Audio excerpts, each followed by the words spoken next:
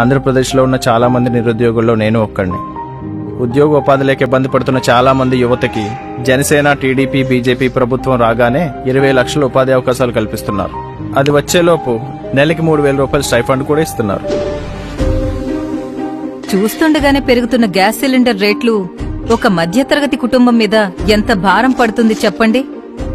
అది తగ్గించడానికే ఏటా 3 సిలిండర్లు ఉచితంగా ఇస్తున్నారు. దాంతో పాటు ప్రతి మహిళకు నెలకు 1,500 రూపాయలు ఇస్తున్నారు. అంతేకాదు, నేను కాలేజ్కి వెళ్లాలన్నా, అప్పుడప్పుడు అమ్మమ్మని కలవడానికి వెళ్లాలన్నా, అసలు రాష్ట్రంలో ఎక్కడికి వెళ్లాలన్నా మహిళలకు బస్ ప్రయాణం ఉచితంగా ఇస్తున్నారు. స్కూల్ కి వెళ్లే విద్యార్థులకి సంవత్సరానికి 15,000 ఇస్తున్నారు. ఇకపై నా స్కూల్ ఫీజు మా నాన్నకి భారం కాదు. పంట పండించే నాలాంటి రైతు కష్టం తీర్చడానికి ఏటా 20,000 ఆర్థిక సహాయం చేస్తున్నారు. ఇలా కుటుంబంలో ప్రతి ఒక్కరి కష్టం తీర్చడానికి ఎన్నో విధాలుగా సహాయం అందజేస్తున్నారు. అందుకే మన ఓటు గాజు గ్లాస్ గుర్తుకే, జనసేన, టీడీపీ, బీజేపీ కూటమికే.